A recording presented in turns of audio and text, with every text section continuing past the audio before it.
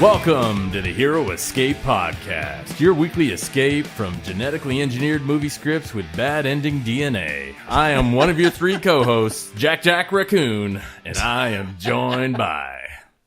My name is Inigo Montoya. If you kill my father, prepare to die.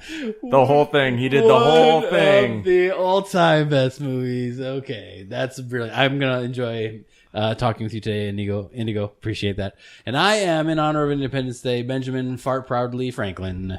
Look it up. He wrote it. It's amazing. And he will now be one of your favorite founding fathers. Okay. Guys, there is so many awesome things for us to talk about. Our last episode, we made our bold predictions for Jurassic Park and The Incredibles 2. Or Jurassic World. Forgive me. Jurassic World. Pumpkin Spice? Pumpkin. Whatever the tagline is. Yeah. That's right. Yeah. And okay, so I went and saw it. I was this is one of the rare times where my staff at my office saw it before me, and they were all thumbs up. Oh my gosh, it was so good! Loved it. Usually it's the other way around. I'm trying to get them to watch these nerd movies, and they're like, right. Oh my gosh, you're such a nerd. And I'm like, everybody's a nerd. It's the cool thing to be. Anyways, so they're getting me all excited to watch the movie, and I watched the movie and I enjoyed it.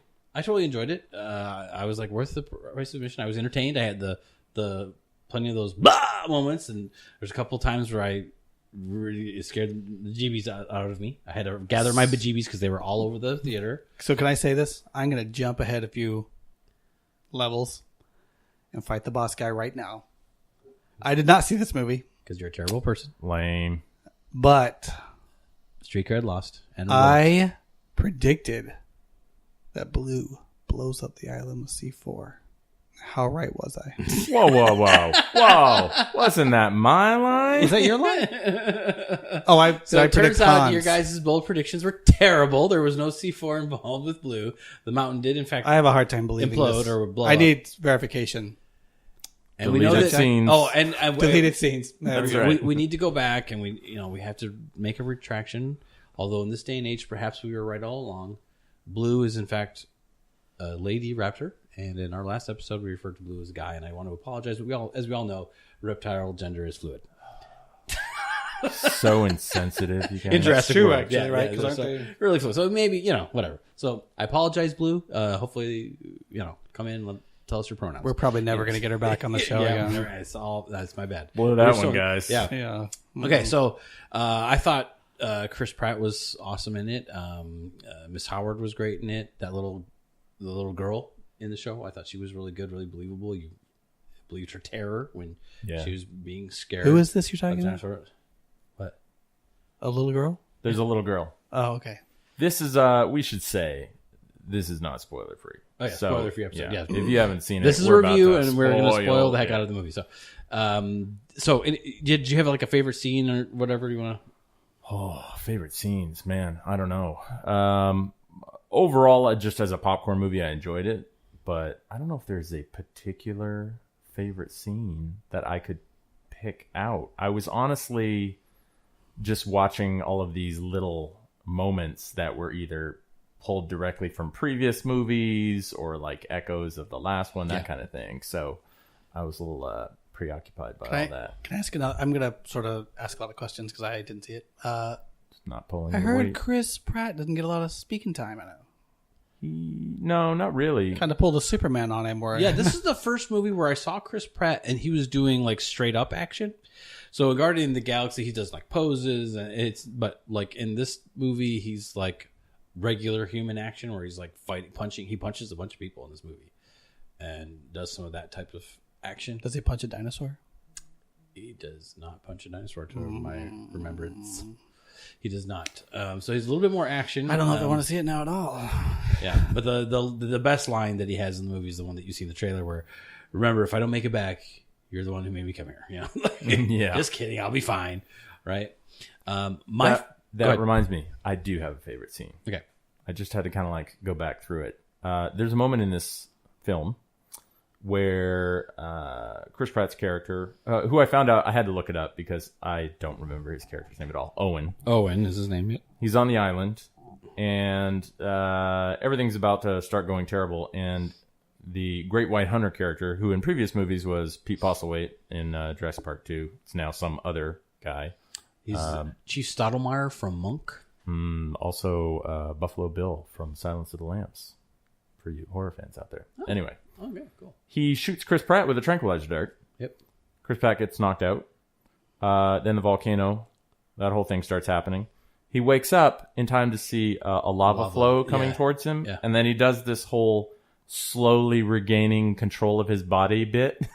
Yeah, to try and not get melted. Right. Yeah. Where he's like flipping himself on the ground to roll away from the lava, but he's only half there and everything. And I thought that was some good physical comedy that he did there. Yeah. So that might be His face was good in one of it. my favorite moments. I don't sedate people that way in my job, but I bought it. It was good. It was fun. I mean, I have the darts in the cabinet. But... Yeah, right.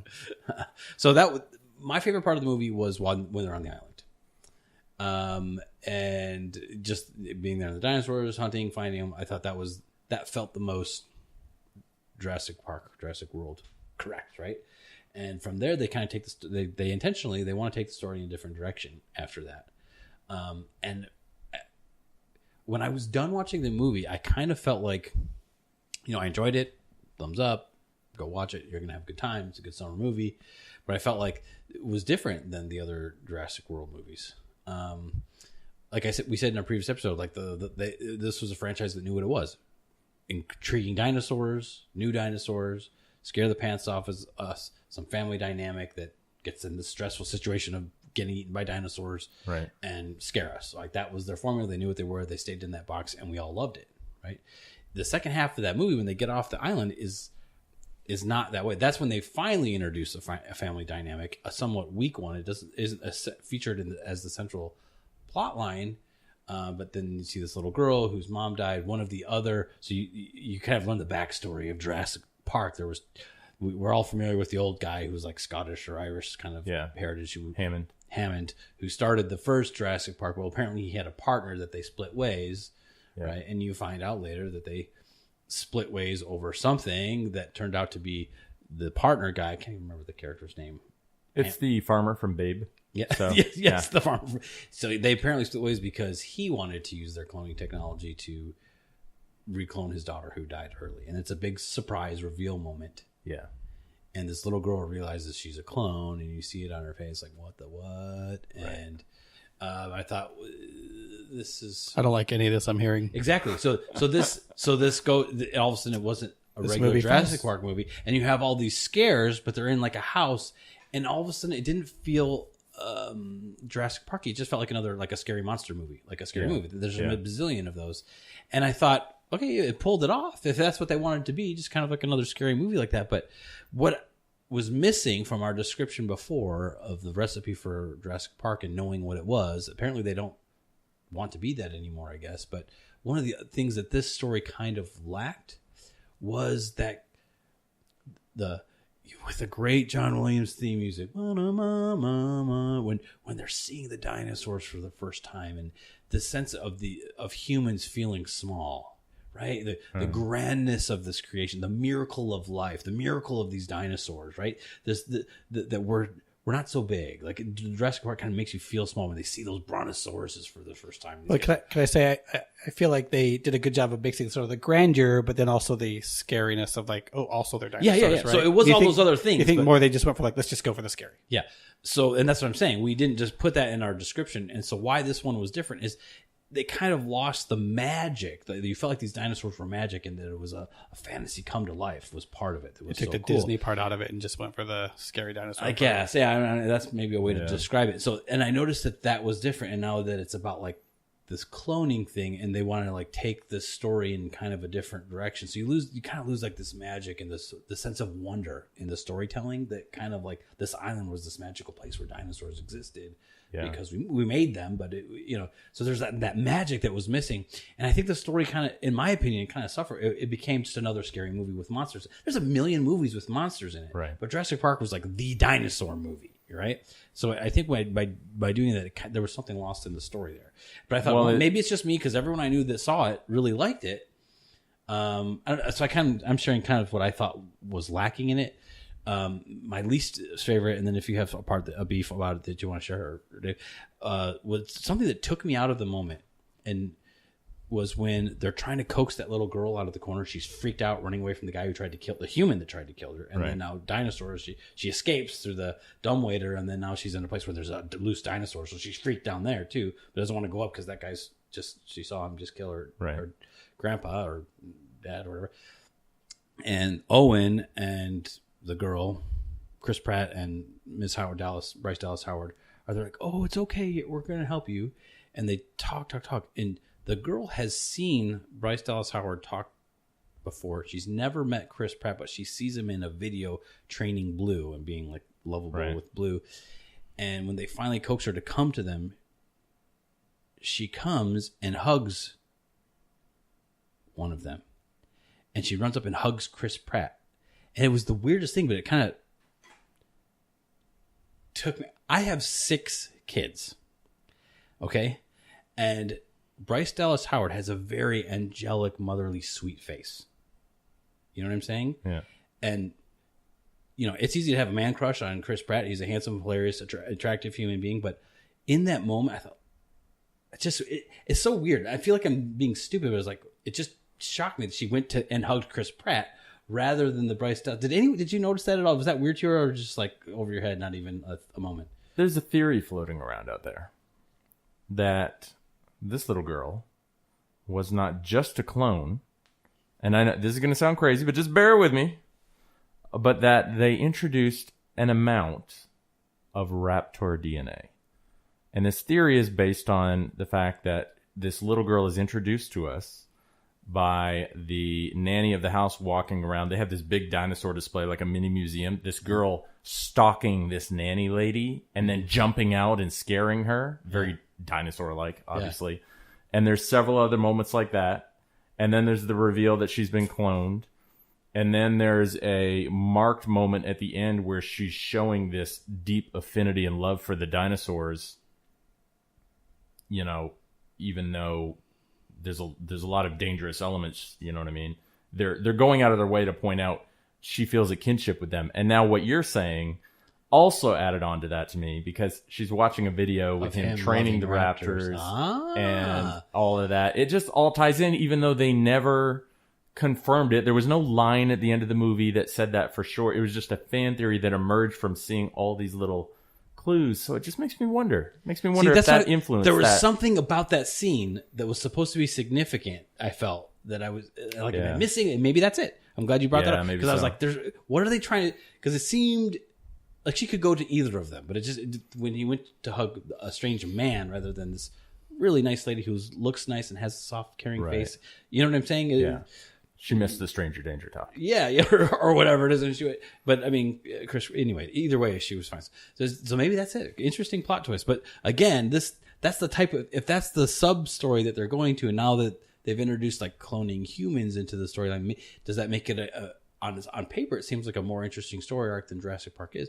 It makes it different. They're right. They're changing the formula. I don't like, because I feel like they're changing. They're getting out of their lane. Yeah, right. They have a lane that's very successful, and now they're gonna get out of that lane, and I feel like maybe alienate. There's several layers in there where it seems like they're trying to get away from the model of we're always going back to the island or an island, side A, side B, I can understand. Side A, side E. Well, I in can understand Jurassic that, Park 2, the dinosaurs came to mainland, right? To San Diego only briefly Zoo. at the end. And so this one's following that pattern. They came at the end, but it's they the entire escaped. second half. Yes, but it seems a much more permanent. So for those maybe who haven't seen it and don't care about spoilers, the whole structure of this film is very heavy-handed in terms of man being the bad guy. Mm-hmm. They bring back Jeff Goldblum's character, and they have several scenes where they show him testifying in front of a panel, and he's talking at length about his idea that if we don't handle this right, they will still be here and we won't.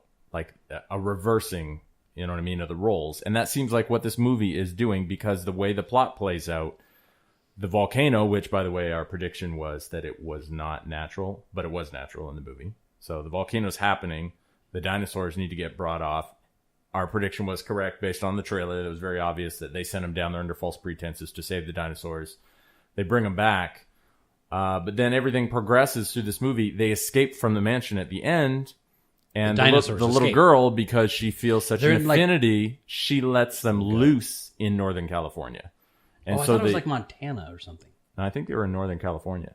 So the end of the movie, the last few minutes, are showing scenes of like pterodactyls flying along the West Coast, Pacific Coast Highway, and the raptor running through the hills of the Hollywood Hills, basically. Yeah. And so they're very clearly starting to turn the ship towards this idea of the dinosaurs are basically going to take over the Earth and kill everybody.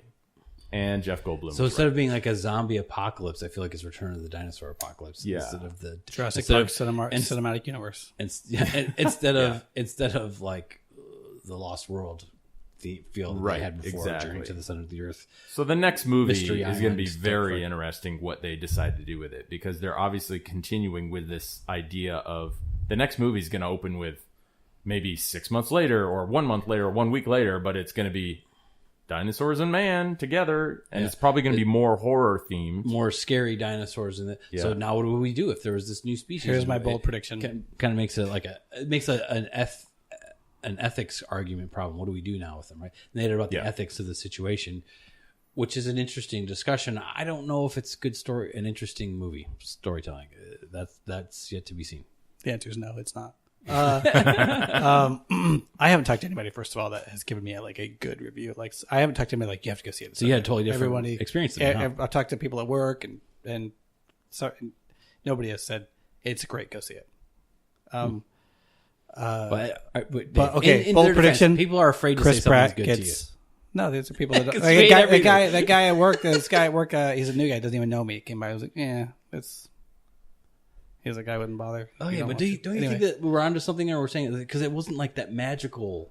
It wasn't magical. It just became scary only instead of like. I think you just got to go in with low expectations. You got to go in saying, I'm just going to watch a dinosaur movie. I'm going to spend popcorn movie. But we've have seen fun. so many movies where I'm going to go or a of beast the is chasing people around. Hold on, how many places? It's overdone, really. Of the 6 available dinosaur movies, or is it 5? Are there 5 available dinosaur movies now? There I are will 5 not be watching Jurassic World movies. Jurassic movies. Jurassic movies. So there's 5 available Jurassic movies. You just have to say, I will not be watching the best or the second best, or maybe not even the third best one. Here's my bold prediction. Or you have okay. Genetically modified Chris Pratt saves the day. Saves the day. Yeah, he's gonna. So my bold prediction about Blue dying and Chris Pratt having an emotional response that was more acceptable than Lando watching his robot die. That was all wrong because Blue didn't die. No, didn't die. Blue was the one running around in the Hollywood Hills. Yeah. So I was wrong. Well, shame on me. I got egg on my face. Blue, she survived the movie. Anyways, but it was cool. She was still very cool in the movie. The different fight scenes with the dinosaurs. The new dinosaur they introduced was very freakish and scary and all that. But I don't think it was a successful star of the movie like the Indominus was of the last one. Yeah.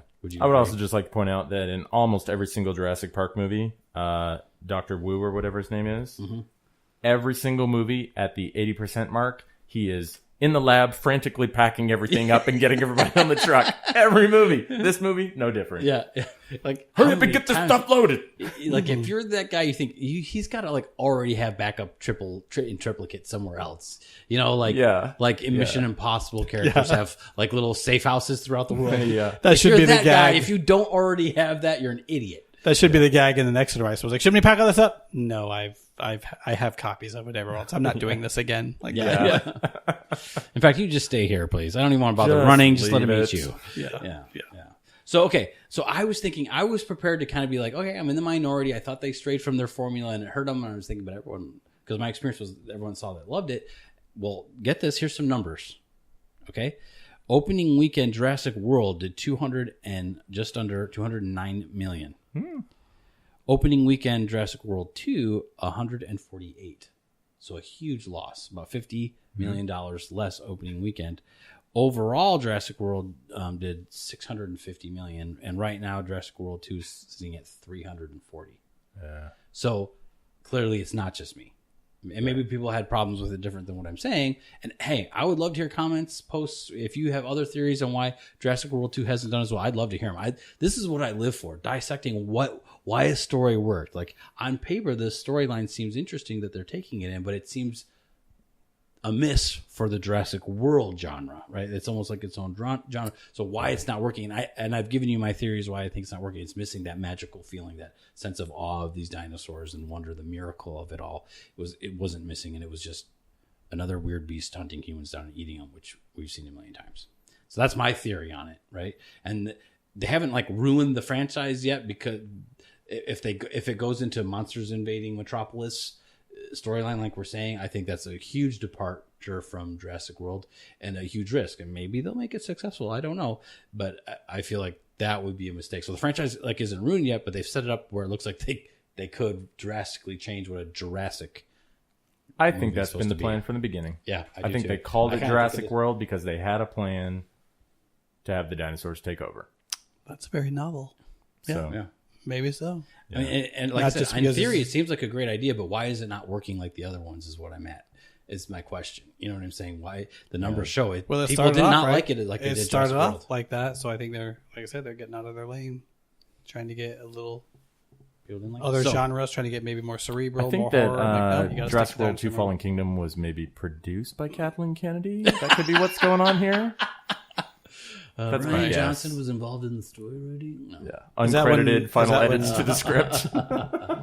Okay, so final score, I can't give it less than a 7. I mean, it was entertained. I was entertained by it.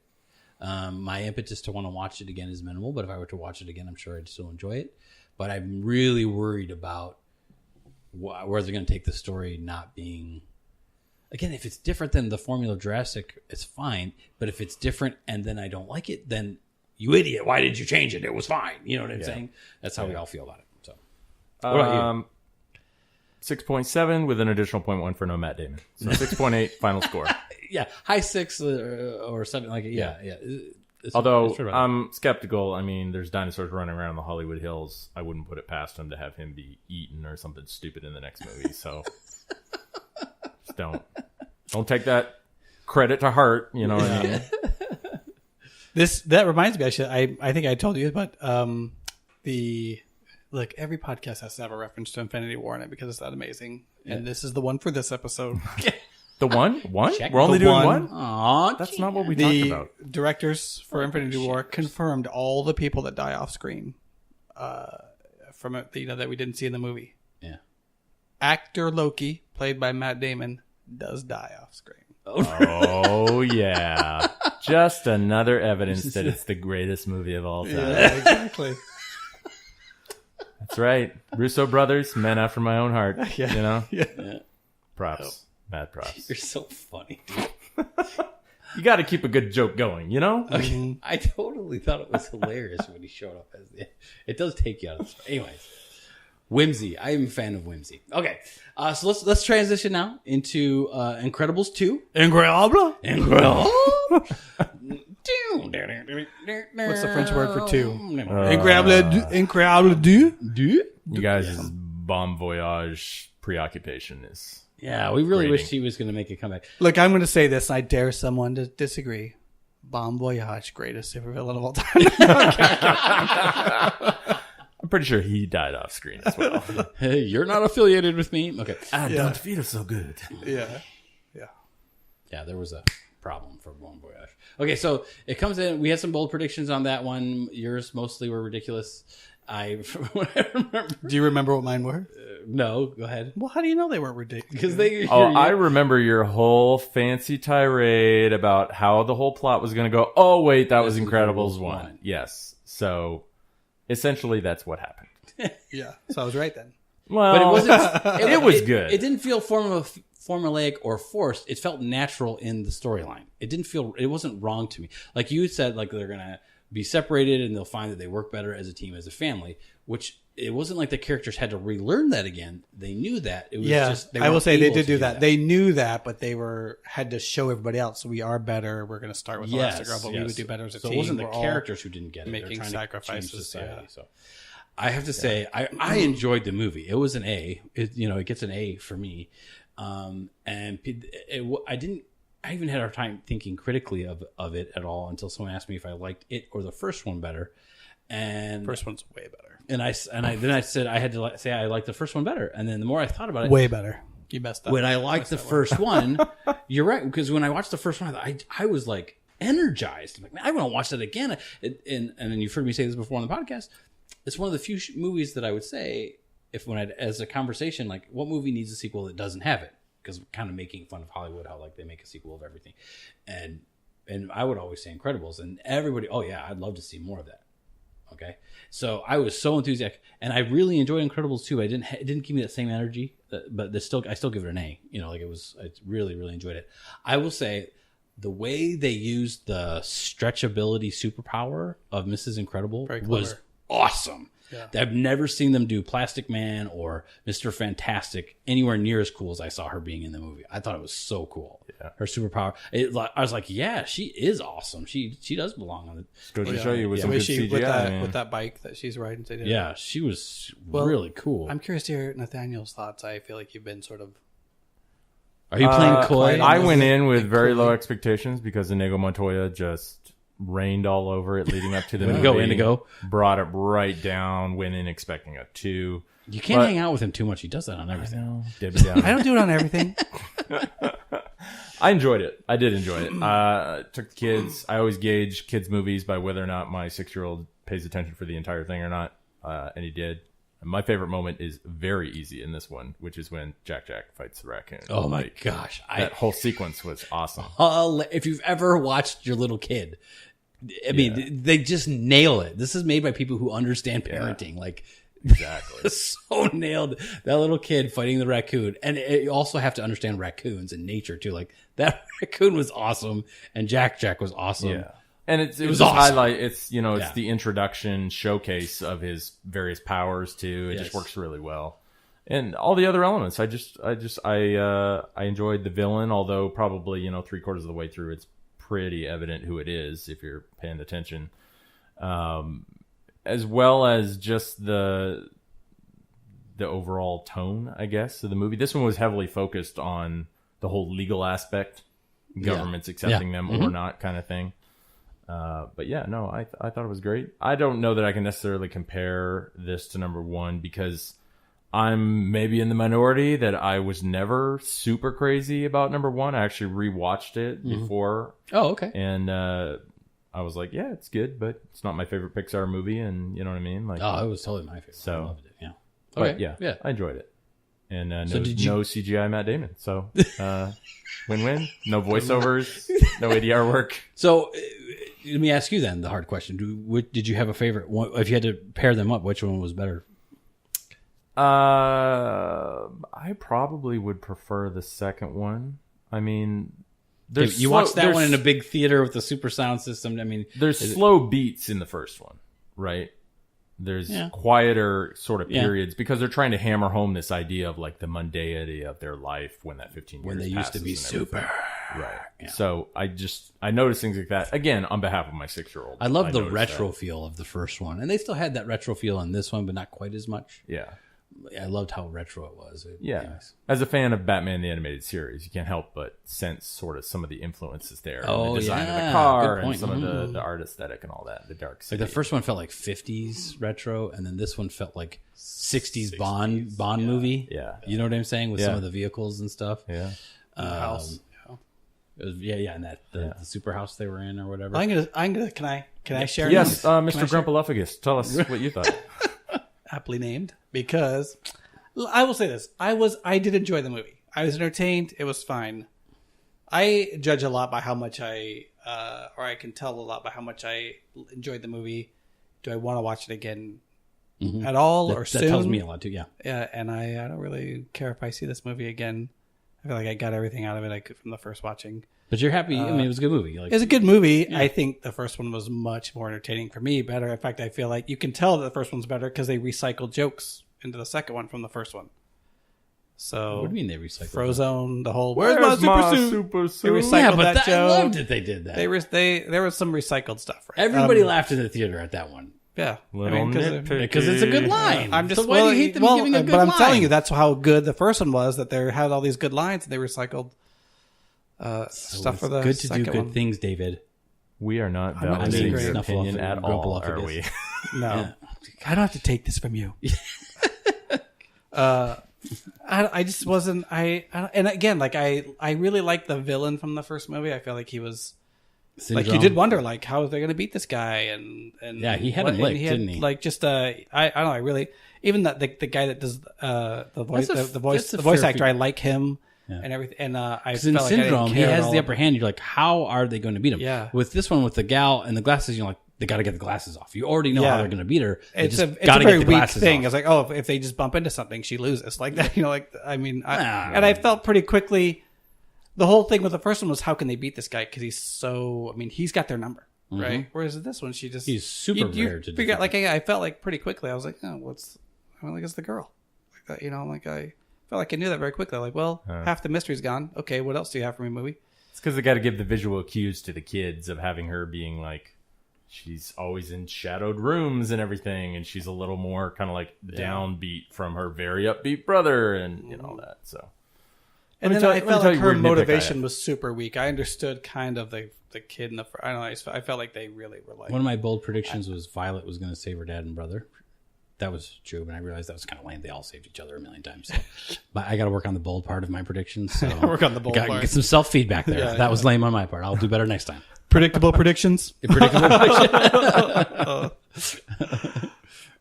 Anyway, yeah, so that's I mean, if I had to rate, I'd probably give it like a 6 or something. I mean, I was entertained, but I mean, I was hoping it was something that I really wanted to see right away, and I'm not that way. I'm not like I was like, it's not like I remember liking it at First Incredible so much I could not wait. It came out before my son was even born, and when my son was a baby, I thought I cannot wait till he's old enough to enjoy The Incredibles. Yeah, and in this movie, and he did enjoy it. Yeah, the second one. Yeah, he loved the first one. He watched it for like a year or something. He watched it like he still enjoys it. He'll go back and watch it again, but 10 years later. But you guys are talking about your kids' response. Can I talk about, because I took my kids to go see it? Sure. So my oldest was working, so he missed it, but Peter's 15 all the way through to my daughter Sarah, who's 6, coming up on 6, and they loved it. They really, really loved it. I asked them which one was their favorite, first or second, and Davey, Mary, and Sarah all said the second one. But right after just coming out of the theater, I knew that's what they were going to say. It's the shiny new toy, freshest shiny one. Yeah, shiny new toy. And my son David Jr., he is 12, and he just absolutely loves Jack Jack. He thought that was the coolest part of the whole movie. Started the movie was Jack Jack. Oh my gosh, Jack. And Jack Jack is awesome in that movie. Totally fun and entertaining. So that was his favorite part. My son Peter said something to me, and he's like, I kind of just really wish that Mr. Incredible and Dash kind of I didn't get to see enough of them. Like they didn't have like their moment, And I thought, well, they definitely couldn't have saved it at the end without Mr. Incredible like moving the whole boat. Right. Down, like they weren't going to save the day without him doing his thing. But there really was, because in the opening when Dash like discovers his powers, almost like that he could, not as cool as you running on water. Like there's nothing like that would have been really, really cool. And so I could see that my son, he identified really with those male characters, and they didn't get to really have their moment. And from a superhero standpoint, I think he's right. They didn't really have their moment. We saw plenty of the mom. Like I said, I loved how cool they made her. Stretchy powers and how useful and dynamic that could be. So cool. I was really impressed with that and loved that. But yeah, he didn't really have this shining superhero moment for Mr. Incredible, although I absolutely enjoyed him trying to do the Mr. Mom part. Like, he's in excellent health. Yeah.